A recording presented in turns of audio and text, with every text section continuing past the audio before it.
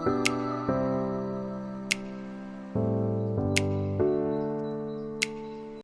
আসসালামু আলাইকুম। কেমন আছেন সবাই? আশা করি ভালো আছেন। আজকে আপনাদের দেখাতে নিয়ে আসলাম আমেরিকাতে কোথায় আপ টু 80% লাইক বিগ ডিসকাউন্টে জিনিসপত্র পাওয়া যায়, তো আবার ব্র্যান্ডের জিনিসপত্র। তো এই তো আ এসেছি মূলত আজ মেয়েকে নিয়ে খেলতে। বাহিরে প্রচণ্ড পরিমাণ বাতাস ছিল। তাই ভাবলাম আউটডোর প্লেগ্রাউন্ডে না গিয়ে কোনো ইনডোর প্লে পার্কে চলে যাই আর মেয়ের সাথে টাইম স্পেন্ড করি। তো মেসিস দিয়ে শপিং মলে এন্টার করছিলাম, তখনই খেয়াল হলো মেসিজের ব্যাকস্টেজের কথা। এখানে তো খুব ভালো ডিসকাউন্টে খুবই ভালো জিনিস পাওয়া যায়। তাই ভাবলাম ব্লগ করে আপনাদের সাথে শেয়ার করি। এখানে মূলত সব কিছুই পাওয়া যায়। আপনার কিচেন অ্যাক্সেসরিজ হতে শুরু করে রান্নাবান্নার সব কিছু, জামা কাপড়, বাচ্চাদের খেলনা, ব্যাগস, জুতা সব কিছুই এখানে পাওয়া যায়। কিন্তু সব কিছু তো আর ব্লগে আনা সম্ভব না, কারণ তাহলে ভিডিওটা অনেক বড় হয়ে যাবে। তাই চিন্তা করছিলাম কি কি ক্লিপ নেওয়া যায়। এই পাশটা ছিল মেল সাইড, ছেলেদের শার্ট, টি শার্ট, প্যান্ট সব কিছু এখানে ছিল। তাই আমি খুব র্যান্ডমলি একটা ভিডিও করে নিচ্ছিলাম। তারপরে একটু সামনে যেতেই চিন্তা করছিলাম কি এক্সাইটিং দেখানো যায়। তখনই হঠাৎ খেয়াল হলো, কারণ আমি ব্যাগস দেখাই, কারণ এখানে খুবই ভালো ব্র্যান্ডের ব্যাগসগুলো খুবই অল্প দামে পাওয়া যায়। এই তো ব্যাগসের এখানে আসতে চোখে পড়ে একটা হোয়াইট ব্যাগের উপর। ভেবেছিলাম এটা হয়তো বা লুই ভিটনের ব্যাগ হবে, বাট না, এটা অন্য কোনো ব্র্যান্ডের ব্যাগ, বাট দেখে ভালো লাগছিল প্রিন্টটা। তো এই তো আরও ক্লিপস নিচ্ছিলাম। মূলত আমার চোখে যেসব ব্যাগস ভালো লাগছিল আমি ওগুলোর একদম ট্যাগ সহকারে দেখিয়ে দিচ্ছিলাম আপনাদের, যাতে বুঝতে সুবিধা হয় আর আপনারা বুঝতে পারেন এখানে প্রাইস কতটা কম। আর প্রত্যেকটা ট্যাগের সাথে আপনার কম্পারেটিভ ভ্যালু প্লাস ওদের সেলিং ভ্যালুটাও ছিল। এই যে দেখতে পাচ্ছেন গেসের ব্যাগগুলোও ছিল। আর আমি খেয়াল করছিলাম সবচেয়ে বেশি ছিল স্টিভ ম্যাডেনের ব্যাগ। স্টিভ ম্যাডেনের ব্যাগ নর্মালি আমি খুবই পছন্দ করি। এই স্কাই ব্লু কালারের ব্যাগটা দেখে ভালো লাগছিল। দামটা দেখে এলাম মাত্র $30, যার ভ্যালু ছিল $78। তারপরে এই তো পিঙ্ক কালারের গেস ব্যাগ, সাথে অনেক অনেক কালারের ব্যাগ যেগুলো আমরা নর্মালি সামারে ইউজ করতে পছন্দ করি, লাইক খুব vibrant or pop up colour, সেগুলোই। এই রেড কালার ব্যাগের প্রাইস দেখার চেষ্টা করছিলাম কত হবে, পরে দেখলাম মাত্র $20। সামনে আরও ব্যাগ দেখাচ্ছি, আপনাদের আজ মাথা নষ্ট হয়ে যাবে ব্যাগ দেখে। ব্যাগগুলো আমার নিজেরই খুব পছন্দ হচ্ছিল। আমার মনে হচ্ছিল আমি বাংলাদেশে আছি, কারণ বাংলাদেশে আমরা সাধারণত এই ধরনের প্রাইজে ব্যাগ নিয়ে থাকি। আর ডিসকাউন্টে যদি এত ভালো ব্যাগ, এত ভালো ব্র্যান্ডের ব্যাগ পাওয়া যায়, তাহলে কার না ভালো লাগে। তো আমি শুধু দেখেই যাচ্ছিলাম, আপাতত নেওয়ার ছিল না তাই নিচ্ছিলাম না, বাট আমার খুবই ভালো লাগছিল আর খুবই নেওয়ার ইচ্ছে ছিল।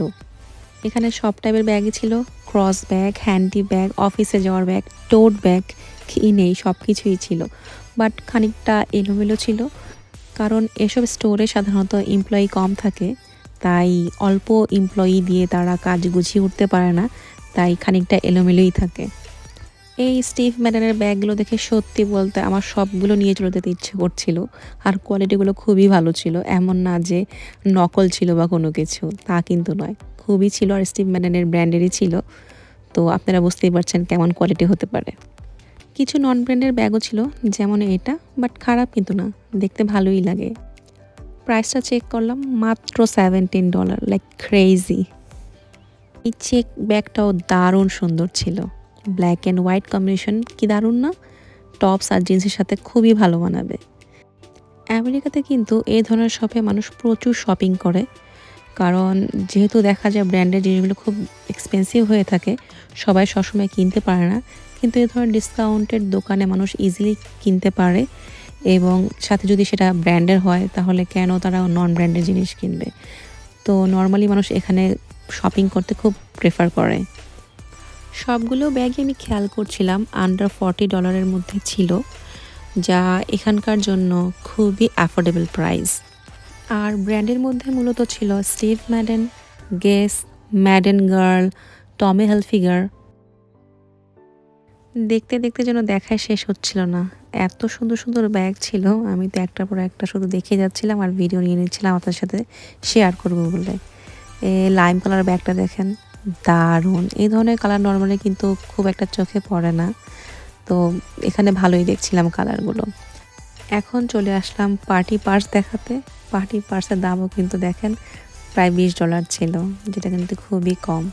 বাংলাদেশে কিন্তু পার্টি পার্সগুলো এর থেকে বেশি দামের হয়ে থাকে।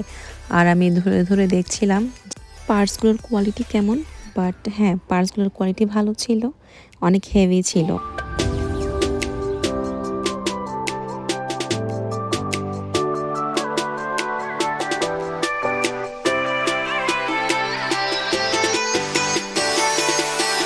এখন চলে আসলাম জুতার সেকশন বা স্যান্ডেলের সেকশনে। বাট আমার স্যান্ডেল বা জুতা খুব একটা ভালো লাগেনি পার্সোনালি, কারণ এখানে খুব একটা কালেকশন মানে আমার পছন্দ অনুযায়ী ছিল না। আর নর্মালি আমি জুতা খুব বেশি পরি, স্যান্ডেল খুবই কম পরা হয়, তাই স্যান্ডেলের কালেকশনগুলো খুব একটা আমার ভালো লাগছিল না। বাট ঠিক আছে, সবার পছন্দ তো আর এক না, তো হয়তো আমার পছন্দ না হলে কি হয়েছে, অন্য কারো পছন্দ হয়, তারাই অবশ্যই নেয়। তো এই তো জাস্ট ক্লিপ নেওয়ার জন্য দেখছিলাম যে কেমন বা দাম কীরকম। প্রায় প্রতিটি স্যান্ডেলই $25 মধ্যেই ছিল। দুই একটা পছন্দ হচ্ছিল, এমন না যে কোনো কিছুই পছন্দ হচ্ছিল না, দুই একটা অবশ্যই ভালো ছিল, বাট খুবই রেয়ার। তো এই তো ক্লিপ নিচ্ছিলাম আর দেখছিলাম, আর প্রত্যেকটা প্রাইস চেক করছিলাম যে প্রাইসগুলো কেমন হতে পারে।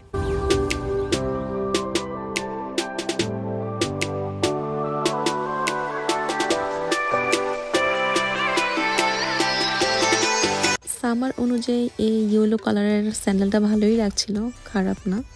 আর এই ধরনের প্রিন্টের স্যান্ডেল কিন্তু খুব একটা দেখা যায় না।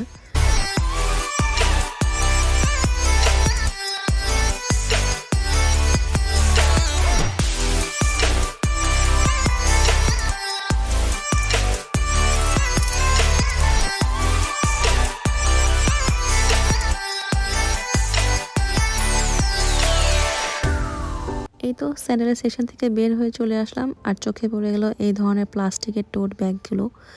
এই প্লাস্টিকের টোট ব্যাগগুলো কিন্তু এখানকার মানুষ খুবই পছন্দ করে, কারণ এগুলো নিয়ে তারা বিচে ঘুরতে যায়। জিনিসপত্র ক্যারি করার জন্য এই টোট ব্যাগগুলো আমেরিকানরা খুবই পছন্দ করে।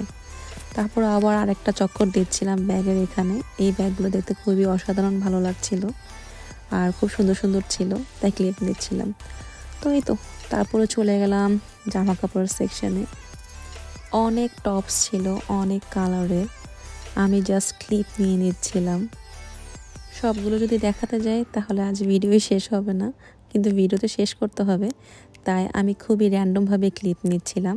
যেগুলো খুব চোখে বাজছিল শুধুমাত্র সেগুলোরই ভিডিও করে নিচ্ছিলাম।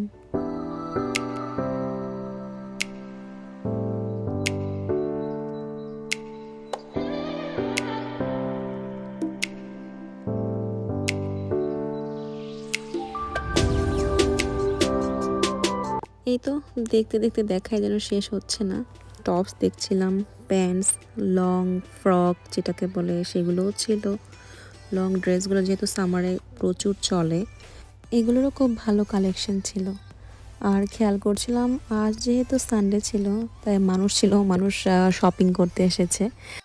এই তো দেখতে দেখতে অনেকক্ষণ টাইম চলে গেল, আর মনে পড়ে গেল মেয়েকে নিয়ে প্লে পার্কে যেতে হবে। তো যাচ্ছিলাম মেয়েকে নিয়ে প্লে পার্কের দিকে, আর ভাবলাম সাথে আপনাদের সাথে শেয়ার করে দিই প্লে পার্কটা কেমন। তো মেসিস থেকে বের হয়ে সোজা উপরে ফুড কোর্টের বাইরে ছিল বাচ্চাদের প্লে পার্ক। তো হেঁটে হেঁটে যাচ্ছিলাম, আর এখানে যেহেতু অনেক বাচ্চা এসে খেলে, তো আমার মেয়ে ওদের সাথে মিশতে খুবই এনজয় করে। এই তো চলে আসলাম প্লে পার্কে। আর হ্যাঁ, এখানকার প্লে পার্কগুলো কিন্তু ফ্রি থাকে, আর প্লে পার্কের সারফেস অ্যান্ড স্লাইডসগুলো কিন্তু খুবই নরম হয়ে থাকে, যাতে বাচ্চারা ব্যথা না পায়। তো আজকের মতো ব্লগটা এখানেই থাক। ব্লগটা কেমন লাগলো জানাবেন, সাথে লাইক, কমেন্ট, শেয়ার এবং সাবস্ক্রাইব করে দিবেন। Thank you for watching.